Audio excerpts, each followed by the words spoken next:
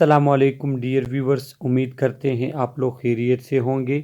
आज की इस इम्पॉर्टेंट वीडियो में हम सब्जेक्ट क्वांटिटेटिव रीजनिंग के एक इम्पॉर्टेंट यूनिट को डिस्कस करेंगे जिसका नेम है बेसिक ऑफ ज्योमेट्री, जो कि सब्जेक्ट क्वांटिटेटिव रीजनिंग का यूनिट नंबर 6 है।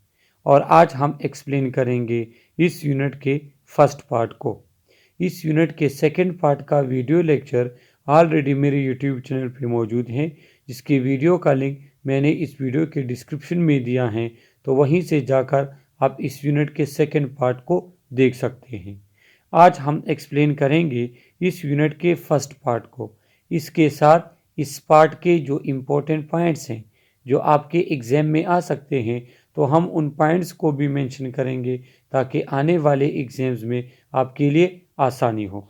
तो चलो स्टार्ट कर लेते हैं क्वांटिटेटिव रीजनिंग सब्जेक्ट के यूनिट बेसिक ऑफ ज्योमेट्री को। इस यूनिट के कंटेंट के लिए हम एक्नॉलेज करते हैं सर शिराज खान सर को। ये इस यूनिट के ऑब्जेक्टिव्स हैं, जिसमें हाफ ऑब्जेक्टिव्स जो हैं वो हम पार्ट फर्स्ट में कवर करेंगे और रिमेनिंग ऑब्जेक्टिव्स जो हैं वो हमने इस यूनिट के second part of video lecture में कवर किए हैं। अब आ जाते हैं ज्योमेट्री पे। हाँ, जिस तरह इस यूनिट का नाम है बेसिक ऑफ ज्योमेट्री, तो हमें ज्योमेट्री का भी पता होना चाहिए। तो इसके लफ्ज़ी मानी तो इन्होंने कहा है कि ये हमारे पास ग्रीक वर्ड से ज्योमेट्री निकला है और ये ब्रांच है मैथमेटिक्स का, मैथ्स का ये ब्रांच है। ज्यू का मतलब है अर्थ, मेट्रॉन का मतलब है मेजरमेंट। तो इसके लफ्ज़ी मानी का मतलब क्या है कि आप अर्थ की जब मेजरमेंट करते हो, तो ये इसके लफ्ज़ी मानी है। हालांकि अगर ज्योमेट्री की बात आती है तो ज्योमेट्री हमारे पास मैथ्स का वो ब्रांच है जिसमें किसी भी चीज़ के शेप को, उसके स्ट्रक्चर को, उसके साइज को, उसके अतराफ को, उसमें जो एंगल्स हैं, इन सब को जब हम देखते हैं और पढ़ते हैं और कैलकुलेट करते हैं, एग्जामिन करते हैं, तो इस तरह के ब्रांच को हम ज्योमेट्री कहते हैं। सही है। अब इसकी यहाँ पे हम डिफिनीशन पढ़ ले मैथमेटिक्स के हिसाब से, फिर मैं आपको समझाऊंगा कि नर्सिंग में इसको पढ़ने की ज़रूरत क्या है। Geometry is the branch of mathematics that deals with shapes, angles, dimensions and size of variety of thing we see in everyday life. देखो, हमारे एवरीडे लाइफ में जिस तरह अगर हम कहते हैं कि ये चाय का कप है, तो फिर उसका हम क्या देखते हैं कि उसका साइज कैसा है, फिर उसका शेप कैसा है। कुछ कप पतले होते हैं, कुछ चौड़े होते हैं। इस तरह हम देखते हैं कि उसमें एंगल्स कौन कौन से हैं, मतलब टेढ़े मेढ़े वो कप तो नहीं है। इसके अलावा डायमेंशन, तो जो जितनी भी चीज़ें हमारे पास सामने होती हैं, कुछ चीज़ें 2 डायमेंशन में होते हैं, एक्स वाई। जिस तरह अगर आप वाइट बोर्ड पे कोई भी लिखाई करते हो या सर्कल बनाते हो तो ये 2 डायमेंशन है। लेकिन अगर उसी सर्कल की तरह आप एक बॉल को लेते हो, गेंद लेते हो, गेंद या बॉल लेते हो, तो वो फिर 3 डायमेंशन हो जाता है। वो एक्स एक्सिस पे होता है, वाई एक्सिस पे होता है और जेड एक्सिस पे होता है। तो जब ऐसा ब्रांच है ये मैथमेटिक्स का, जिसमें हम स्टडी करते हैं किसी भी चीज़ के शेप को, उसमें जो मौजूद एंगल्स को, डायमेंशंस को, कि वो कौन से डायमेंशन 2 डायमेंशन में है या 3 डायमेंशन, या किसी भी चीज़ को के साइज को जब हम स्टडी करते हैं, तो इस तरह के ब्रांच को कहते हैं geometry. The different types of shapes in geometry help us to understand the shape day to day life. With the help of geometric concept, we can calculate area, perimeter and volume of shapes. तो क्या है कि देखो, दिन भर जितनी भी हम चीज़ें हम कहते हैं कि ये चीज़ गोल है, ये चौकोर है, सही है, ये ट्रायंगल की तरह है। अगर हम कहते हैं इस चीज़ के 7 साइड्स हैं, इसके 5 साइड्स हैं, तो ये जितनी भी चीज़ों की हम बात करते हैं तो ये ज्योमेट्री की वजह से हमारे पास आई हैं। अगर हम कहते हैं कि ये चीज़ ट्रायंगल है, तो ये ट्रायंगल की बात कहाँ से आई? ज्योमेट्री से आई। कि अगर एक ऐसा शेप जिसमें 3 एंगल आपके पास बनते हैं तो वो ट्रायंगल है। 3 साइड्स होंगे, 3 एंगल बनेंगे, तो इस तरह के शेप को हम ट्रायंगल कहते हैं। अगर हम कहते हैं कि बाल स्फेरिकल फॉर्म है, तो ये स्फेरिकल शेप की बात कहाँ से आई? ज्योमेट्री से आई। अब मैं आपको थोड़ा बहुत समझा दूं कि नर्सिंग में इसका क्या फ़ायदा है। देखो, हमारे बॉडी में डिफरेंट टाइप ऑफ ऑर्गन्स होते हैं। हार्ट का अपना शेप है, लीवर का अपना शेप है। इसके अलावा हमारे बॉडी में ब्लड के सेल्स होते हैं, उन सेल्स के अपने शेप होते हैं। जब भी कोई एनीमिया वगैरह की डिजीज़ होती है, तो उसमें क्या होता है कि उन ब्लड सेल की शेप भी चेंज हो जाते हैं। Different type of blood disease है जिसमें जो है ना, आपके ब्लड सेल्स जो होते हैं उनकी शेप चेंज होती है। सही है। इस तरह डायमेंशन, तो हम देखते हैं हमारे डिफरेंट जॉइंट्स जो हैं, बोन जो है वो डिफरेंट एंगल के हिसाब से डिफरेंट साइड्स पे वो मूवमेंट करते हैं। कुछ हमारे पास जॉइंट आगे पीछे की मूवमेंट करेंगे, कुछ एक साइड से दूसरे साइड की मूवमेंट करते हैं, कुछ सर्कुलर फॉर्म में मूवमेंट करते हैं। तो ये जितनी भी चीज़ें हैं, ये सारी चीज़ें हमें ज्योमेट्री बताती हैं। इसलिए नर्सिस को ज्योमेट्री का, किसी भी चीज़ के एंगल का, उसके शेप का, साइज का पता होना चाहिए। और ये सारे इंफॉर्मेशन हमारे पास इसी ब्रांच ऑफ मैथ से आते हैं जिसको हम ज्योमेट्री कहते हैं। अभी आप लोगों का जहन बन गया होगा ज्योमेट्री के बारे में। अब यहाँ पे आते हैं एंगल्स इन ज्योमेट्री। ज्योमेट्री कहते हैं शेप को। सही है। कोई चीज़ अगर स्फीयर बाल की तरह है, तो हम कहते हैं कि ये क्या है, कि ये स्फीयर ज्योमेट्री है इसकी। अगर एक ऐसी शेप जो क्या है कि जिसके 3 साइड्स हैं, तो हम कहते हैं कि इसकी ज्योमेट्री ट्रायंगल है। तो ज्योमेट्री बेसिकली हम कहते हैं शेप को। तो हर शेप में एंगल होते हैं। अब एंगल किसे कहते हैं? An angle is a form of geometrical shape that is constructed by joining two rays to each other at their end point. जब दो लाइन को उनके एंड पॉइंट पे हम मिलाते हैं, तो वहाँ पे जो हमारे पास कॉर्नर बनता है उसको हम एंगल कहते हैं। सही है। अब रेस किसे कहते हैं, लाइन किसे कहते हैं, तो वो आगे स्लाइड्स में आ रहा है, वहाँ पे हम एक्सप्लेन कर लेंगे। मिसाल के तौर पे ये एक रे है, सही है, और ये हमारे पास एक सेकेंड रे है। अब इसका एंड पॉइंट कौन सा है? ये इसका एंड पॉइंट है, ये इसका एंड पॉइंट है। अगर हम इन दोनों को मिलाते हैं, कैसे मिलाएंगे? एक रे जो है ना, इसके साथ सेकंड जो हमारे पास रे होगा वो हमारे पास यहाँ पे मिल जाएगा। तो ये जो हमारे पास बन गया कॉर्नर, इसको हम एंगल कहते हैं।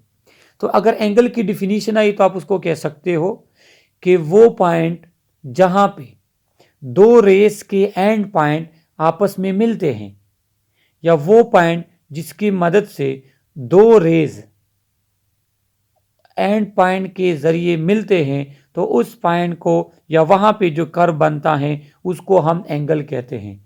अब रे किसे कहते हैं? रेस कोई भी ऐसा लाइन जिसमें डायरेक्शन मेंशन हो उसको हम रे कहते हैं, और इसकी प्लूरल रेज हैं। सही है। तो ये इस आगे स्लाइड्स में आएगा इसके टाइप्स, तो वहां पे मैं आपको बता दूंगा। लेकिन यहाँ पे एंगल का आपको पता होना चाहिए, अगर एमसीक्यूज आए तो आप लोगों का माइंड क्लियर हो। The angle can also be represented by 3 letters of the shape that define the angle, with the middle letter being where the angle actually is its vertex. Angle को आप इस तरह भी डिफाइन कर सकते हो कि इसमें 3 पार्ट्स होते हैं। एक इसका इनिशियल साइड जहां से आपका लाइन स्टार्ट होता है, एक इसका टर्मिनल साइड जहाँ पे लाइन एंड होता है। देखो यहाँ से स्टार्ट होके यहाँ तक ये आया है, तो ये क्या है? 2 साइड हो गए। इनके दरमियान वाला जो साइड है, इस जिसको हम वर्टेक्स कहते हैं, बेसिकली एंगल आपका यहाँ पे बनता है। अब 2 लाइन आपस में जिस शेप की हिसाब से मिले हैं, उसी तरह आपका क्या बनेगा? उसी तरह आपका एंगल बनेगा। अब जब हमें एंगल का पता चला कि ये वो पॉइंट जहाँ पे दो रेज मिलते हैं, दो रेज अपने एंड पॉइंट पे जहाँ से मिलते हैं, वहाँ पे जो आपके पास कर्व बनता है उसको हम एंगल कहते हैं। अब एंगल के टाइप्स होंगे, तो एक हमारे पास होता है एक्यूट एंगल। तो एक्यूट एंगल वो एंगल जो 90 डिग्री से कम हो लेकिन 0 से ज्यादा हो।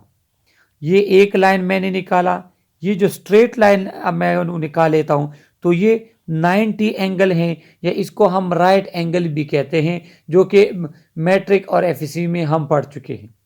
अगर कोई भी एंगल आपके पास 90 से कम बने लेकिन 0 से ज्यादा हो, तो इस तरह के एंगल को हम एक्यूट एंगल कहते हैं, और यहां पे शेप में आप लोगों को दिखाया गया है। सही है। सेकंड, हमारे पास अगर दो लाइन आपस में ऐसे मिले हो कि वो क्या करे कि वो इस शेप का वो इख्तियार करे, तो इसको हम राइट एंगल कहते हैं। सही है। तो इसमें ये एक लाइन इस साइड पे है और एक इस साइड पे है, तो इस तरह के एंगल को हम क्या कहते हैं? इस तरह के एंगल को हम कहते हैं राइट एंगल, या 90 डिग्री एंगल भी हम इसको कहते हैं। ये दो टाइप्स हो गए। तीसरा टाइप हमारे पास क्या है? Obtuse angle. तो ऑब्ट्यूज एंगल किसे कहते हैं? ये एक्यूट एंगल के अपोजिट हैं। जब आपके पास एंगल 90 डिग्री से ज्यादा हो लेकिन 180 से कम हो, तो इस तरह के एंगल को हम कहते हैं ऑब्ट्यूज एंगल। ये आप लोग एमसीक्यूज के लिए याद कर लें। इसके बाद हमारे पास क्या है कि राइट एंगल में 90 डिग्री बनता है। एक होता है स्ट्रेट एंगल। तो स्ट्रेट एंगल जब आपके पास एंगल 180 के बराबर हो, तो इस तरह के शेप को हम कहते हैं स्ट्रेट एंगल। तो क्या है कि अगर एक इस साइड पे रे जा रहा है और एक रे इस साइड पे जा रहा है, तो ये इनको अगर हम मिला लेते हैं यहाँ पे, तो ये कैसे बन जाएंगे? ये कुछ इस तरह बन जाएंगे। तो यहाँ पे जो एंगल बनेगा उसको हम 180 एंगल कहेंगे। तो इस तरह के एंगल को हम स्ट्रेट एंगल भी कह सकते हैं, या 180 डिग्री एंगल भी आप इसको कह सकते हैं। अब अगर एक एंगल है वो 180 से भी बड़ा है, तो इस तरह के एंगल को हम फिर रिफ्लेक्स एंगल कहते हैं। कि मिसाल के तौर पे एक रे यहाँ से आ रही है और दूसरी रे यहाँ पे है, तो अगर आप यहाँ पे स्टार्ट कर लेते हो तो ये पूरा आपका एंगल हो जाएगा जो कि 180 से ज़्यादा है। तो इस तरह के एंगल को हम रिफ्लेक्स एंगल कहते हैं। तो ये आप लोगों ने क्या करना है? ये आप लोगों ने एमसीक्यूज के लिए याद रखने, ये तीन। और एक आपने एक एक्यूट, क्योंकि राइट एंगल मोस्टली हर किसी को पता होता है। तो ये एंगल के टाइप्स आप लोग एमसीक्यूज के लिए, एग्जाम के लिए याद रख लें। यहाँ पे इन्होंने आपको एक दूसरे शेप के जरिए भी दिखाया है कि एक्यूट एंगल कैसा होता है, ऑब्ट्यूज कैसा होता है, स्ट्रेट कैसा होता है, और राइट एंगल कैसा होता है। और ये इन एंगल की मजीद डिटेल हैं जो ऑलरेडी हम एक्सप्लेन कर चुके हैं। इसके बाद हमारे पास एंगल के दो मजीद टाइप्स हैं। एक है इंटीरियर एंगल और एक है एक्सटीरियर। तो किसी भी शेप के इंटरनल साइड पे जो एंगल होता है उसको हम इंटीरियर एंगल कहते हैं। देखो यहाँ पे मैं आपके पास रेक्टेंगल बना देता हूँ। तो इसमें ये जो एंगल है, ये जो एंगल है, ये एंगल है, ये क्या है? ये एन इंटीरियर एंगल इसको हम कह सकते हैं।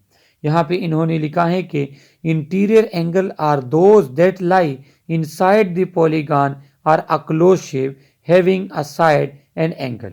ऐसा कोई जो पॉलीगॉन के शेप में है या और उसका शेप है, तो उसमें जो अंदर की तरफ से एंगल होंगे उसको हम इंटीरियर एंगल कहते हैं।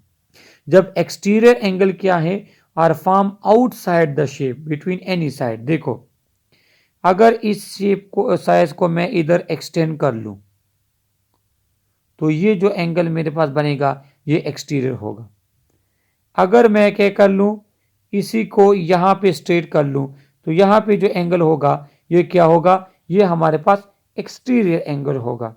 अगर इसको मैं यहां पे स्ट्रेट कर लूं, तो यहां पे जो एंगल मेरे पास होगा ये एक्सटीरियर होगा। तो किसी भी शेप के अंदर की तरफ से जो एंगल, उसको इंटीरियर कहते हैं, और बाहर की तरफ जब उसके लाइंस को हम स्ट्रेट कर ले, एक्सटेंड कर ले, और वहां पे जो हमारे पास एंगल बने, तो उसको हम एक्सटीरियर एंगल कहते हैं। इसके बाद इम्पोर्टेंट पॉइंट और इम्पोर्टेंट स्लाइड हैं एमसीक्यूज के हवाले से कि एंगल के मजीद दो टाइप हैं उसके डायरेक्शन के बिहाफ पे। एक है पॉजिटिव एंगल, दूसरा है नेगेटिव एंगल। अगर हम एक लाइन से दूसरे लाइन की तरफ एंटी क्लॉकवाइज जाते हैं तो ये एंटी क्लॉकवाइज। एंटी क्लॉकवाइज का मतलब घड़ी जिस तरह चलती है आप उसके अपोजिट, तो घड़ी की जो सुई होती है वो इस तरह नीचे आती है और एंटी क्लॉकवाइज इसके अपोजिट है। अगर हम एक लाइन से दूसरे लाइन की तरफ पॉजिटिव जाए या एंटी क्लॉकवाइज जाए तो इस तरह के एंगल को फिर हम पॉजिटिव एंगल कहते हैं। लेकिन अगर हम नेगेटिव साइड की तरफ आए, हम क्लॉकवाइज रोटेशन करें, देखो ये लाइन है और आप इस साइड पे आ रहे हो, तो ये जो आपके पास एंगल बनेगा ये फिर नेगेटिव एंगल बनेगा। इस तरह के एंगल को फिर हम क्या कहेंगे, इस तरह के एंगल को फिर हम नेगेटिव एंगल कहेंगे। तो इन दोनों को आप एमसीक्यूज के लिए जो है ना याद रख लो कि अगर एंटी क्लॉकवाइज जाएंगे तो एंगल पॉजिटिव आएगा, अगर क्लॉकवाइज जाएंगे तो हमारे पास एंगल नेगेटिव आएगा। तो ये आप रटा कर ले अपने एग्जाम्स के लिए। इसके बाद बात आ जाती है सर्कल की। तो सर्कल का तो थोड़ा मैंने आपको समझा दिया कि जब एक किसी भी चीज़ को हम रिंग के फॉर्म में लिखेंगे तो वो हमारे पास सर्कल कहलाता है। अब सर्कल का ये है कि उसके सारे डायरेक्शन आपस में मिले हुए हैं, मतलब इसमें डायरेक्शन कोई साइड पे नहीं होता, ये सर्कल के फॉर्म में होता है, एक रिंग के फॉर्म में होता है। सही है। इसको हम 2 डायमेंशन कहते हैं। क्यों? क्योंकि ये एक्स एक्सिस है, ये वाई एक्सिस है, जेड एक्सिस इसमें नहीं होता। लेकिन जो बॉल होता है हमारे पास, गेंद होता है, उसमें जेड एक्सिस भी होता है। सही, तो उसको हम 3 डायमेंशन। तो सर्कल हमारे पास 2 डायमेंशन होता है। एक तो या आप एमसीक्यूज याद रख लें। उसके बाद सर्कल में हम रेडियस, डायमीटर और सरकमफेरेंस चेक करते हैं। रेडियस जो है तो वो सेंटर से लेके एंड तक जो डिस्टेंस है वो रेडियस में आता है। सही है। और एक साइड से लेके दूसरे साइड तक जो हमारे पास फासला है ये आता है डायमीटर में। सही है। ये किसी भी सर्कल का डायमीटर होता है। और अगर इस तरह मैं इसके सरफेस चेक करना चाह रहा हूं तो ये इसका सरकमफेरेंस बनता है। तो ये क्या है कि ये सर्कल के पार्ट्स हैं। तो ये सर्कल के हवाले से इंपॉर्टेंट पॉइंट जो अभी मैं आपको बता चुका हूं कि circle is a round shape defined as all the point in a plane that are fix distance.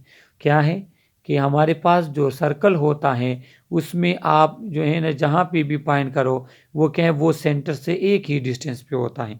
आप इसके सरफेस पे जहाँ पे भी पॉइंट करो और उसके साथ क्या करो, उसके साथ आप रेडियस फाइंड करो तो क्या है कि आपका रेडियस सेम आएगा। ये तो सर्कल की निशानी है और उसकी खूबियाँ हैं। की component of circle include, circle में क्या होता है, सेंटर होता है आपके सर्कल का, उसके बाद सेंटर से लेके किसी भी साइड तक जो डिस्टेंस है वो हमारे पास रेडियस। डायमीटर क्या है कि अगर आप इसी रेडियस को 2 पे मल्टीप्लाई करो, डबल ले लो, या आप किसी सर्कल के एक साइड से लाइन खींचो दूसरे साइड की तरफ तो ये उसका डायमीटर बनता है। The perimeter of circle is called circumference. Perimeter क्या कि उसका बाहर की तरफ से जितना भी सरफेस एरिया है ये आता है सरकमफेरेंस में। और इसके दरमियान या अंदर जो एरिया है तो वो क्या है, ये वो स्पेस है जो इसी सरकमफेरेंस ने क्या किया है, कवर किया है। अब सर्कल जितना आपके पास छोटा होगा सरकमफेरेंस आपका उसका उतना छोटा होगा।